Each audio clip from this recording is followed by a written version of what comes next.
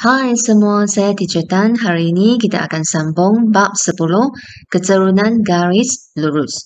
Matematik tingkatan 2 KSSM, bahagian yang keempat dan 5 iaitu menentukan keturunan dan penyelesaian masalah. Standard pembelajaran. Yang pertama, kita akan menentukan keturunan suatu garis lurus.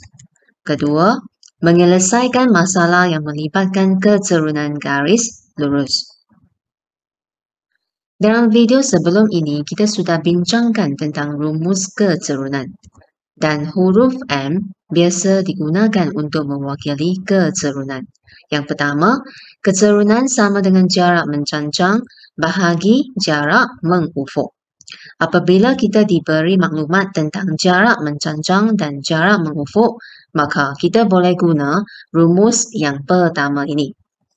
Yang kedua, keturunan sama dengan perubahan Y bahagi perubahan X. Bila kita akan guna rumus kedua ini. Apabila kita diberi garis lurus yang melalui dua titik, X1, Y1, X2, Y2, maksudnya ialah koordinat bagi titik dinyatakan dalam soalan, kita akan guna rumus yang kedua ini. Okey? Dan untuk soalan yang melibatkan pintasan Y dan pintasan X, kita gunalah rumus keturunan yang ketiga, iaitu negatif pintasan Y bahagi pintasan X. Okey, seterusnya marilah kita menggunakan ketiga-tiga rumus ini untuk menyelesaikan soalan. Kita lihat contoh pertama. Dua utas dawai PQ dan PR diikat pada dua kedudukan berbeza di sebatang tiang bendera. Keturunan dawai PQ adalah 3 kali keturunan dawai PR. Okey, A. Cari keturunan dawai PR. Untuk mendapatkan keturunan, kita perlu kenal pasti dahulu maklumat yang diberi. Kemudian tentukan yang mana satu rumus keturunan yang sesuai. Okey, di sini kita telah diberi maklumat tentang jarak mencancang dan jarak mengufuk. Maka kita gunalah rumus keturunan yang pertama, iaitu langkah pertama kita tulis keturunan PR sama dengan jarak mencancang bahagi dengan jarak mengufuk. Okey. Jarak mencancang PR ialah 1.5 meter. Perlu ditukar kepada sentimeter supaya sama unit dengan jarak mengufuk. Jadi kita darab 1.5 ini dengan 100.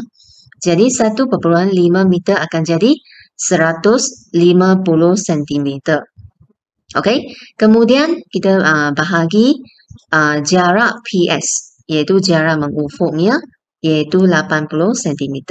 Maka keturunan PR ialah 15/8. Okey, kita lihat B, cari ketinggian QS dalam sentimeter. Jadi B kita tulis keturunan PQ sama dengan 3 darab dengan keturunan PR. Kenapa? Kerana soalan telah memberikan maklumat bahawa keturunan dawai PQ adalah 3 kali keturunan dawai PR. Betul? Baik. Jadi di sini keturunan PQ sebenarnya ialah jarak mencancangnya iaitu QS bahagi dengan jarak mengufuknya berapa? Juga sama 80 cm. Okey, sama dengan 3 darab dengan keturunan PR yang telah kita dapat tadi iaitu 15/8. Okey, kemudian kita perlu selesaikan persamaan ini untuk dapatkan nilai QS saja. Jadi QS sama dengan 3 darab 15/8, kemudian darab lagi 80. Jadi jawapan kita QS ialah sama dengan 450 cm. Baik, seterusnya kita lihat contoh kedua. Keturunan garis lurus JK ialah 1. Dengan titik J 23 dan jarak mengufuk titik K ialah 6 unit ke kanan dari paksi Y. nyatakan koordinat K. Baik, untuk soalan ini, koordinat Z telah diberi. Jadi, kita boleh guna rumus kecerunan yang kedua. Apa yang dimaksudkan dengan jarak mengufuk titik K 6 unit ke kanan dari paksi Y? Baik, kita lihat yang ini. Sebenarnya, maklumat tersebut adalah mengenai koordinat X bagi titik K. 6 unit dari paksi Y. Maka, dari paksi Y, kita kira 6 unit. Jadi, koordinat X bagi K ialah berapa? Ya, ialah 6. Okey, baik. Sekarang kita tulis K, koordinatnya ialah 6 Y. Okey, koordinat Y bagi titik K ini tidak diberi dalam soalan yang kita kena cari sendiri. Baik, seterusnya koordinat Z telah diberi iaitu 2, 3 dan kita labelkan X2, X1, Y2, Y1. Dan langkah pertama ialah kecerunan JK sama dengan 1.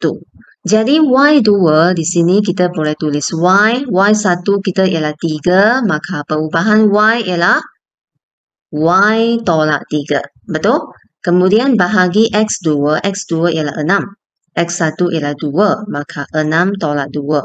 Yang ini sama dengan kecerunan JK iaitu 1. Seterusnya, kita hanya perlu selesaikan persamaan ini untuk dapatkan nilai Y. Baik, so Y tolak 3 sama dengan 1 darab dengan berapa? 6 tolak 2 ialah 4. Okey, 1 darab 4 kita tulis 4 lah. Dan Y sama dengan 4 tambah 3. Okey, 4 tambah 3 ialah 7. Okey, Y ialah 7. Dan jangan lupa jawapan terakhir kita mesti dalam bentuk apa? Koordinat. Baik, so koordinat K kita tulis 6 dan Y ini ganti dengan 7. Okey, ini jawapan terakhir kita. Baik, seterusnya contoh yang ketiga, kecerunan suatu garis lurus ialah 2 dengan pintasan Y ialah negatif 18. Tentukan koordinat pintasan X bagi garis lurus tersebut. Baik, kita guna rumus yang ketiga untuk soalan ini. Kerana soalan ini melibatkan pintasan Y dan pintasan X. Maka, negatif pintasan Y per pintasan X sama dengan kecerunan yang telah diberi, iaitu 2. Okey, so kita tulis dahulu tanda negatif. Kemudian, apakah pintasan Y? Negatif 18 kan? Bahagi pintasan X sama dengan kecerunan iaitu 2. Jadi, pintasan X sama dengan negatif-negatif positif 18 bahagi dengan 2. Okey, jadi pintasan X ialah 9. Betul? Dan jangan lupa jawapan akhir kita perlu ditulis dalam bentuk apa? Koordinat. Baru kita mendapat markah penuh. Okey, iaitu 9 sifar. Okey, koordinat pintasan X ialah 9 sifar. Koordinat Y bagi semua pintasan X mesti sifar. Baik, seterusnya contoh keempat. Kecerunan bagi garis lurus ABC ialah negatif 2. Cari nilai P. Okey. So, untuk soalan ini, kita gunalah rumus yang ketiga. Kerana soalan ini melibatkan pintasan Y dan pintasan X, maka langkah pertama kita tulis negatif pintasan Y bahagi pintasan X dan sama dengan kecerunan yang telah diberi. Berapa? Negatif 2. Betul? Baik, kita tulis tanda negatif dahulu. Kemudian kita lihat di sini, garis AC memotong paksi Y pada P. Maka pintasan Y ialah P. Betul? Dan garis ini juga memotong pada paksi X pada titik 8 sifar. Maka pintasan X-nya ialah 8. Boleh? Kemudian kita gantikan maklumat ini dalam rumus yang ketiga inilah. Pintasan Y kita tulis P, pintasan X kita tulis 8. Sama dengan negatif 2. Jadi, P ialah sama dengan berapa? Negatif 8 darab dengan negatif 2. Jadi jawapannya ialah 16. Boleh? Baik, seterusnya kita perlu cari nilai Q. Okey, Q ialah koordinat X bagi titik B. Untuk soalan B ini, rumus yang kedua perlu digunakan. Jadi kita labelkan X1, Y1 di sini, kemudian X2, Y2. Okey, B berada pada garis AC. Betul? Maka kecerunan BC juga sama dengan kecerunan AC, iaitu negatif 2. Baik, kita tulis Y2 tolak Y1 jadi 10 tolak sifar. Bahagi dengan X2 tolak X1, maka Q tolak 8 sama dengan kecerunan negatif 2. Dan kita hanya perlu selesaikan persamaan ini untuk dapatkan nilai Q. Baik. So, Q tolak 8 sama dengan 10 bahagi dengan negatif 2. So, Q ialah 10 bahagi negatif 2 ialah negatif 5. Kemudian tambah 8. Negatif 8 pindah ke sebelah kanan akan jadi tambah 8. Jadi nilai Q ialah berapa?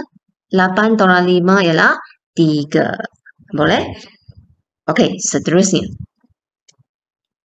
Kita lihat contoh yang kelima. Raja di bawah menunjukkan garis lurus EG. Baik. Dan A kita perlu hitung kecerunan garis EG ini. Dan untuk soalan ini, koordinat E dan G telah diberi. Maka kita guna rumus kecerunan yang kedua. Baik, kita labelkan iaitu X1, Y1, iaitu X2, Y2. Dan langkah pertama kita tulis kecerunan EG sama dengan Y2 tolak Y1 bahagi X2 tolak X1. Dan Y2 sama dengan 12. Y1 ialah 2, kita tulis 12 tolak 2 bahagi X2 tolak X1 iaitu 1 tolak 11. Baik, so jawapan kecerunan EG ialah negatif 1 kerana 12 tolak 2, 10, 1 tolak 11 negatif 10. So, 10 bahagi negatif 10 ialah negatif 1. Baik, seterusnya kita perlu cari nilai K. K ialah koordinat Y bagi titik F. Dan titik F ini berada pada garis EG. Maka kecerunan FG juga sama dengan kecerunan EG. Okey, kita guna rumus yang sama. Kita tulis K tolak 2 bahagi dengan 5 tolak 11 sama dengan kecerunan yang kita dapat tadi iaitu negatif 1. Dan kita selesaikan persamaan ini untuk dapatkan nilai K. Jadi K tolak 2 sama dengan negatif 1 darab dengan berapa? 5 tolak 11 ialah negatif 6. Okey, so K sama dengan negatif 1 darab dengan negatif 6 ialah 6. Kemudian negatif 2 kita pindah ke sebelah kanan akan jadi tambah 2. Maka nilai K sama dengan 8. Setakat ini sahaja untuk video kali ini. Dan saya berharap video ini dapat membantu anda untuk memahami konsep bagi tajuk hari ini. Kalau rasa video ini membantu, silalah like, share dan jangan lupa subscribe. Selamat belajar. Sekian, terima kasih. Kita jumpa lagi.